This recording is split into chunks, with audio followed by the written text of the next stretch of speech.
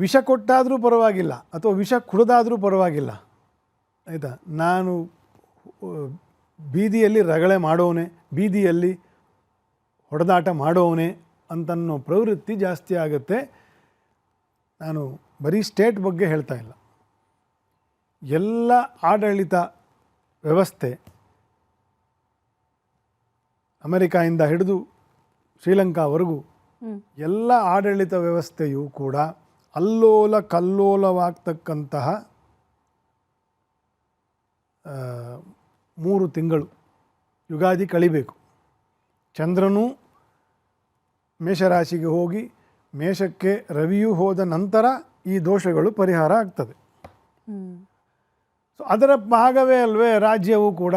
ನಾವು ಅದನ್ನು ಬಿಟ್ಟು ನಾವು ರಾಜ್ಯವನ್ನು ಪ್ರತ್ಯೇಕವಾಗಿ ಚಿಂತನೆ ಮಾಡೋದು ಹೇಗೆ?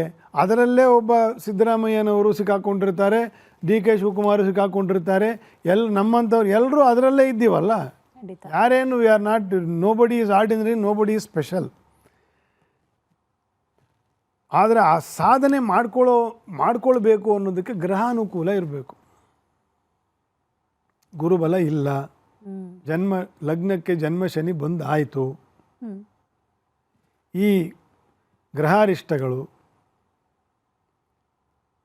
ಎಲ್ಲ ಜಿದ್ದಿಗೆ ಕಾರಣವಾಗ್ತಕ್ಕಂಥ ಗ್ರಹಗತಿಗಳು,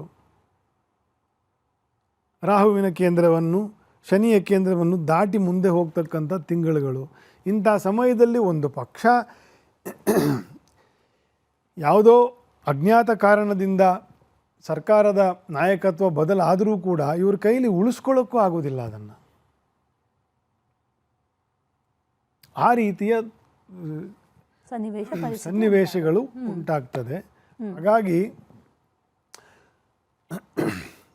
ಮಧ್ಯಮವಾಗಿ, ಯಾಕಂದರೆ ಕಾಲ ಮಿಂಚೋಯ್ತು, ನಾನು ಆಗಲೇ ಹೇಳಿದೆ, ಏಪ್ರಿಲ್ ಫಸ್ಟ್ ವೀಕ್ವರೆಗೂ ಕಾಲ ಮಿಂಚೋಯ್ತು. ಇವಾಗ ಏನು ಮಾಡೋದು? ಏನಂತಾನೆ ಮಧ್ಯಮ ಮಾರ್ಗೆ ಸದಾ ಸಮತ್ವಂ ಅಂತ. ಅದು ಬೇಡ ಇದು ಬೇಡ. ಈಗ ಹೇಗೆ ನೀರು ಹರ್ಕೊಂಡು ಹೋಗ್ತಿದೆಯೋ ಸುಮ್ಮನೆ ಅದರ ಮೇಲೆ ಹೋಗಿ ಅಂಬಿಗ ನಾನಿನ್ನ ನಂಬಿದೆ ಅಂತಂತ ಸುಮ್ಮನೆ ಹೋಗಿಬಿಡೋದು ಈಗ ಇರೋ ಒಂದು ಸಮತ್ವದ ಮಾರ್ಗ. ಈಗ ಸರಿ ಗುರುಜಿ, ಹಾಗಾದರೆ DCMಗೆ ಕಷ್ಟ ಸಾಧ್ಯ ಅನ್ನೋದಾದರೆ CM ಸಿದ್ದರಾಮಯ್ಯನವರೇ ಮುಂದುವರಿತಾರ? ಅವರ 2026ರ ಭವಿಷ್ಯ ಅಂತ ಹೇಳ್ಬೋದಾ? ಅಥವಾ ಅವರ ಏನಾದರೂ ಬದಲಾವಣೆಗಳಾಗುವಂಥ ಸಾಧ್ಯತೆಗಳಿದೆಯಾ ಅವರ ರಾಶಿ ಚಕ್ರದಲ್ಲಿ ಅಂತ? ನನಗೆ ಗೊತ್ತಿರುವಂತೆ ಅವ್ರದ್ದು ವಿಶಾಖ ನಕ್ಷತ್ರ ಅಷ್ಟು ಮಾತ್ರ ಗೊತ್ತಿದೆ. ಸಿಂಹ ಲಗ್ನವೋ ಕನ್ಯಾ ಲಗ್ನವೋ ಅದು ಡಿಸೈಡ್ ಮಾಡೋಕ್ಕೆ ಆಗಿಲ್ಲ. ಹಾಗಾಗಿ ಈಗ ಅವರಿಗೆ ವೃಶ್ಚಿಕ ರಾಶಿಯ ಒಂದು ಫಲವನ್ನೇ ನಾನು ತಗೊಳ್ತಕ್ಕಂಥದ್ದು. ಕೆಲವರು ತುಲಾ ರಾಶಿ ಅಂತಾರೆ, ಆದರೆ ವೃಶ್ಚಿಕ ರಾಶಿಯು 3ನೇ ಪಾದ ಅಥವಾ 4ನೇ ಪಾದದಲ್ಲಿ ಸಿದ್ದರಾಮಯ್ಯನವರದ್ದು ನಕ್ಷತ್ರವು. ಇವರಿಗೆ ಗುರುವಿನ ಜಾತಕದಲ್ಲೇ ಗುರುವಿನ ಅನುಕೂಲ, ಗುರುಚಂದ್ರರ ಯೋಗ ಇರತಕ್ಕಂತಹ ಒಂದು ಯೋಗ. ಅದು ಭಾಳ ಬ್ಯೂಟಿಫುಲ್ ಯೋಗಗಳಲ್ಲಿ ಒಂದದು. ಮತ್ತು ತುಲಾ ರಾಶಿಯಾಗಿ ತಗೊಂಡ್ರೆ ದಶಮದಲ್ಲಿ ಬುಧಾದಿತ್ಯ ಯೋಗ, ವೃಶ್ಚಿಕದಲ್ಲಿ ತಗೊಂಡ್ರೆ ನವಮದಲ್ಲಿ ಬುಧಾದಿತ್ಯ ಯೋಗ, ಆಯಿತಾ. ಅದು ಒಂದು ಒಳ್ಳೆಯ ಯೋಗ. ಸೊ ಅವ್ರಿಗೆ ಯಾಕೆ ಆಗ್ತಾ ಇಲ್ಲ, ಇವ್ರಿಗೆ ಯಾಕೆ ಆಗ್ತಿದೆ ಅನ್ನೋಕ್ಕೆ ಇದು ಒಂದು ಸಣ್ಣ ಉದಾಹರಣೆ ಇರ್ಬೋದು. ಹೌದು, ಆಯಿತಾ. ಸ್ಥಿರತ್ವ, ವಿಶಾಖ ನಕ್ಷತ್ರ ಅನ್ನೋದು ಒಂದು ಸ್ಥಿರತ್ವ ಕೊಡ್ತಕ್ಕಂಥದ್ದು. ಅಲ್ಲಿ ಗುರುವಿನ ಅನುಕೂಲ ಇರತಕ್ಕಂಥದ್ದು ಕಾರಣ. ಹಾಗಾಗಿ ಅವರು ಮುಂದುವರಿಯೋಕ್ಕೆ ಅಂತ ಏನು ಬಾಧಕ ಏನಿಲ್ಲ. ಅವರಿಗೆ ಶನಿಯ ಬಾಧೆ ಇಲ್ಲ, ಆದರೆ ಕುಜನ ಬಾಧೆ ಇರ್ತಕ್ಕಂತಹ ಒಂದು ಜಾತಕ ಸಿದ್ದರಾಮಯ್ಯನವರದು. ಅದೇ ಅವರು ಮಾರಕ ಗ್ರಹರು ಮಾರಕ ಸ್ಥಾನದಲ್ಲಿ ಬಂದಾಗ ಅನಾರೋಗ್ಯಾದಿ ದೋಷಗಳಿಗೆ ಒಳಗಾಗುವಂಥ ಸಂದರ್ಭ, ಅವರ ಏಜು, ಅವರಿರೋ ಪರಿಸ್ಥಿತಿ ಎಲ್ಲ ನೋಡಿದರೆ ಆ ರೀತಿಯ ಒಂದು ದೋಷಗಳು ಬರಲಿಕ್ಕೆ ಸಾಧ್ಯ ಉಂಟೆ. ಹೊರತುವೆ politically nobody can disturb him. Right, ಕುರ್ಚಿ ಸುಭದ್ರವಾಗಿರುತ್ತೆ ಅಂತ ಆಯಿತು.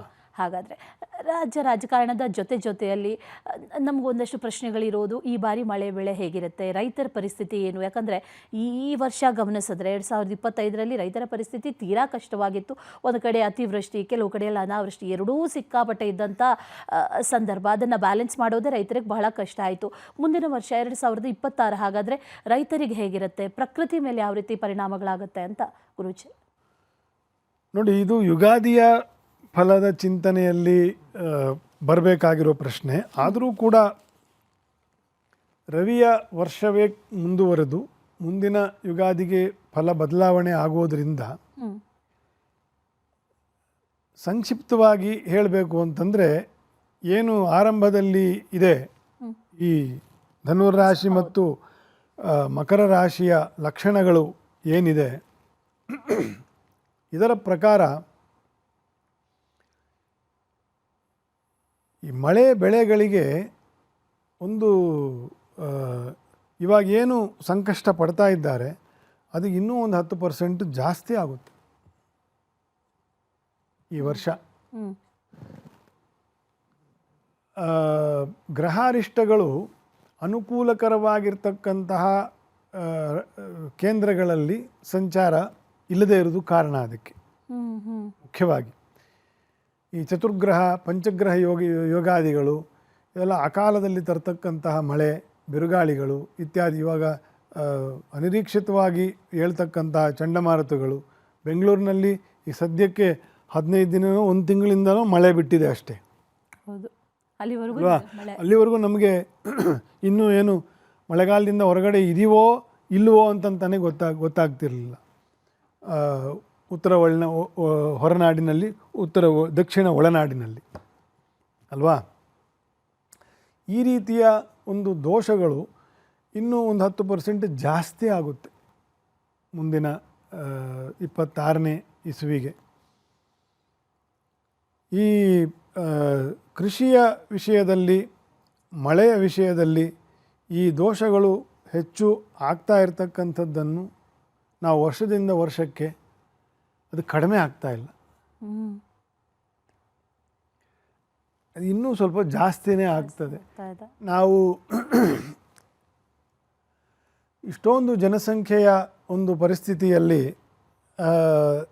ಈ ರೀತಿಯ ಮಳೆ ಬೆಳೆ ರೈತಾಪಿಗೆ ಜನಕ್ಕೆ ಆಗ್ತಕ್ಕಂಥ ಕಷ್ಟ ನಷ್ಟಗಳು, ನನಗೆ ಅನಿಸ್ತದೆ ಗ್ರಹಚಾರ ಏನು ಅದಕ್ಕೆ ಮುಖ್ಯ ಕಾರಣ ಅಲ್ಲ. ಸರ್ಕಾರಗಳ ಮೂಢತನ, ಅಧಿಕಾರಿಗಳ ಒಂದು ತಾಮಸ ಗುಣ ಅದಕ್ಕೆ ಹೆಚ್ಚು ಕಾರಣ ಅಂತಂತ